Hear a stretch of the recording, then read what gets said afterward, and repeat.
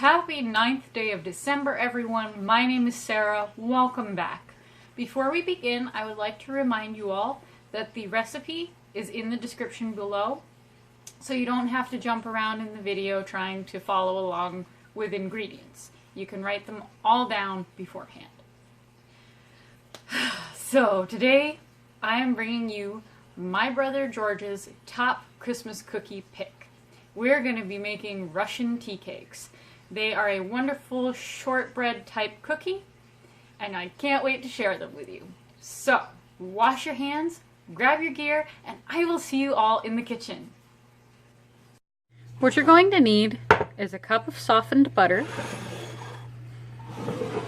a half cup of powdered sugar, a teaspoon of vanilla extract, a 1/4 teaspoon of salt,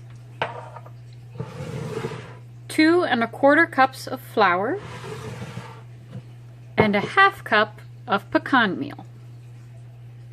First, you're going to want to beat your butter for 30 seconds on high.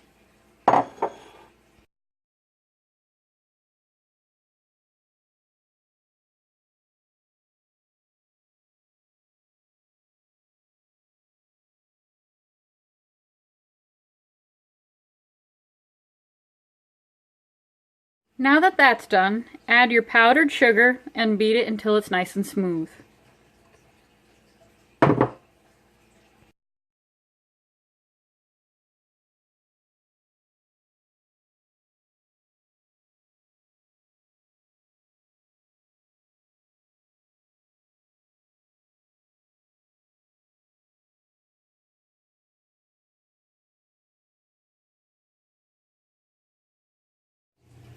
Now add your vanilla and your salt. Mix until thoroughly combined. Now you're going to add your flour a little at a time until it's all incorporated.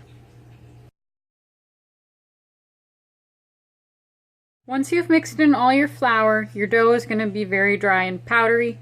Don't worry about that just yet. We're going to mix in the pecan meal first, and then we'll deal with the dough.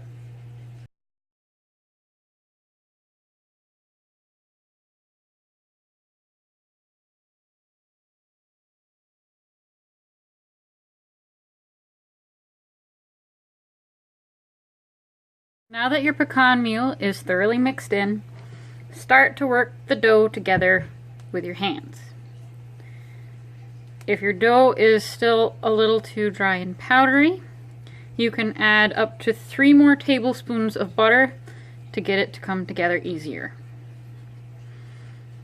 Just keep working it together with your nice warm hands and it should start forming into a ball.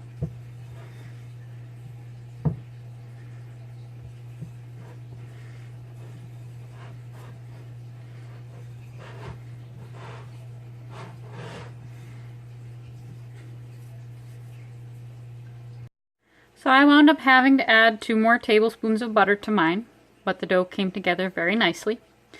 Now just cover it and chill for maybe 20 minutes to allow the butter to firm back up. If the butter is too warm when you go to bake these, they're going to melt on your cookie tray, so be sure to let them chill long enough. Preheat your oven to 400 degrees. Once your dough is chilled, scoop it into 1-inch balls and put it onto an ungreased cookie tray. Now bake your cookies until they are set but not brown. Check them at 8 minutes, but they could bake for 10 to 12.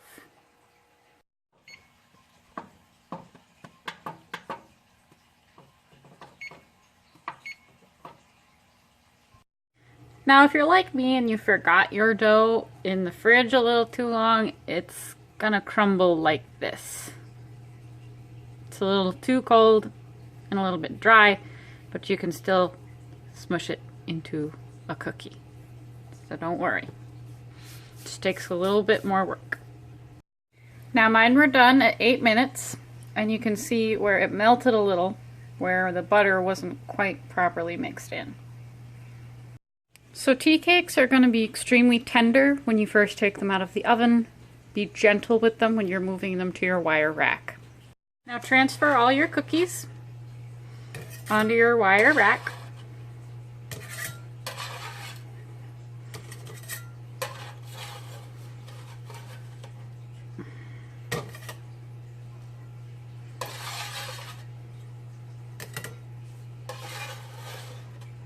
Now while your cookies are still hot, you are either going to sprinkle them with powdered sugar,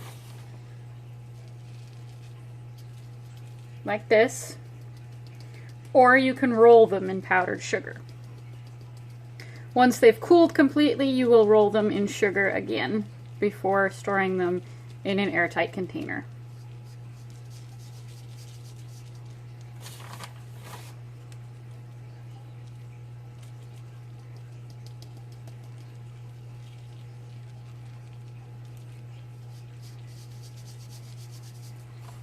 Now they're like pretty little sweet snowballs.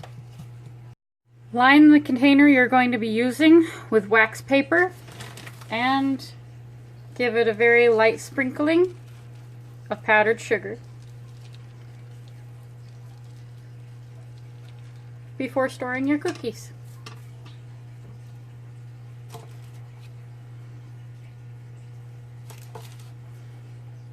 Make sure that the cookies are truly completely cooled before storing them, because the sugar will melt and make an absolute sticky mess.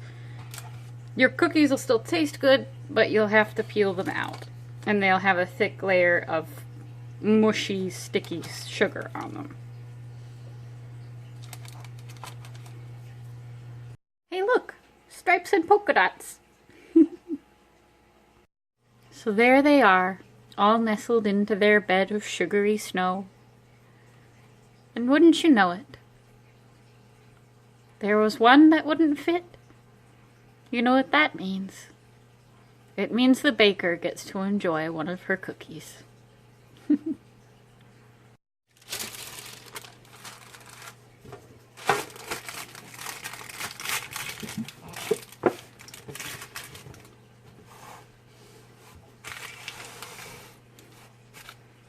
All packed up, nice and neat, ready to go. So there you have Russian tea cakes. George recommends that you enjoy them in the morning with a nice cup of Earl Grey tea, or in the evening with a nice cup of red rose tea. Either way, I hope that you enjoy them, and I will see you all next time. Goodbye.